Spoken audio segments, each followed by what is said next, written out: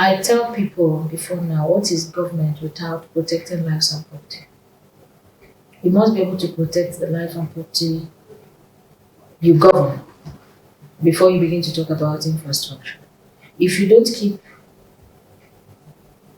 a certain level of security, even your own life is at stake, or the lives of your family members. So to me, the protection of life and property was priority on our list.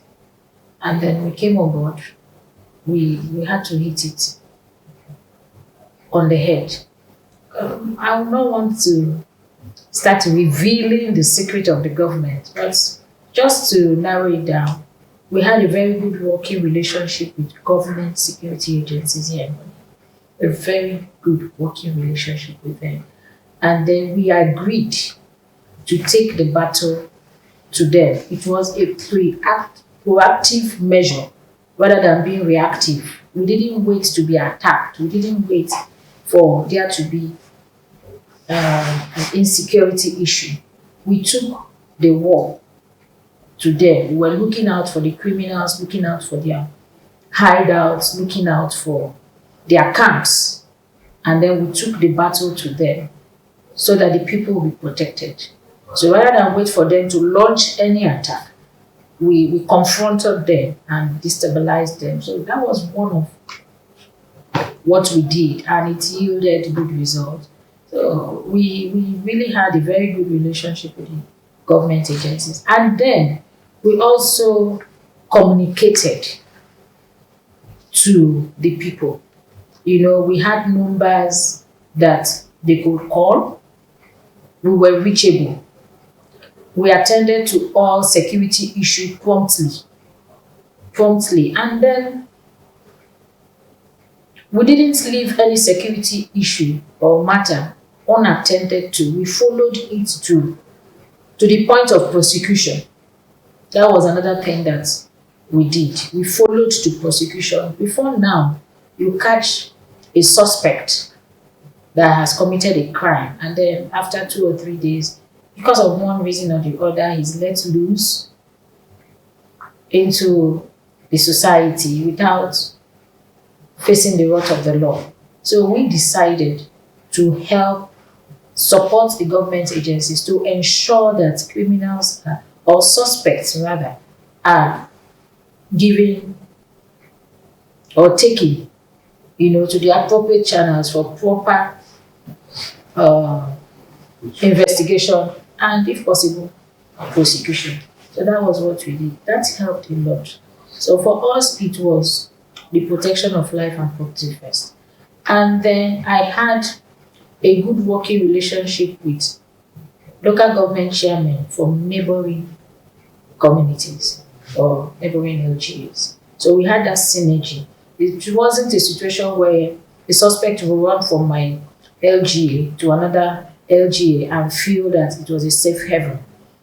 The moment you find out that you're in another LGA, the chairman of that LGA will also help in looking for you. So the local government chairman around Bonny local government had that working relationship.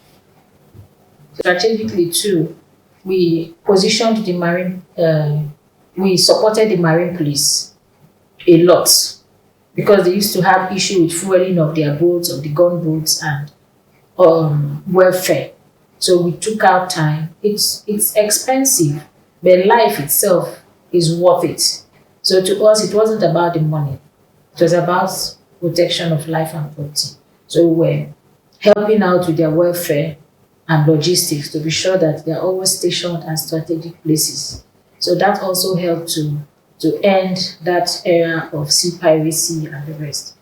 The whole of 2022, and if I may say 2023, we did not record any successful operation. Even when there was an attempt of kidnap and they took out the people, we, through the government agencies, rescued all of them. It took a few days, but we rescued all of them. And I can tell you those persons behind that attack faced judgment. But recently, in 2024, we had 1 or 2 incidents that happened, and somehow I think maybe because of the political era, some persons were trying to maybe sabotage the system, but we still had an advantage over them, because as I speak with you, if you recall, the past 3 weeks, the sea route has been a little bit safer because we have intentionally positioned the marine police, or sometimes you even see the naval officers as you travel. So we're doing a lot to ensure that life and properties are protected.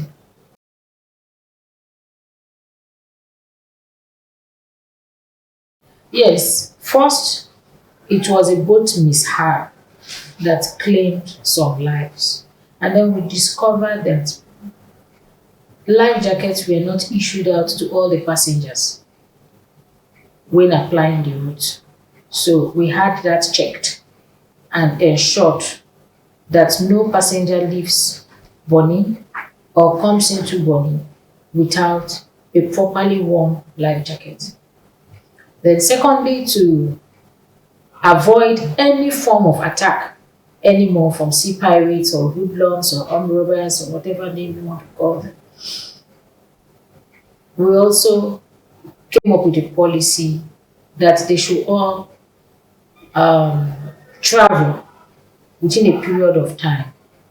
Now, this period of time is when we expect the security gunboats or security personnel to be on the sea.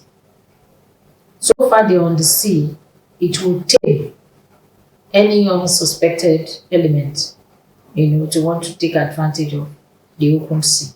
So that was what we did.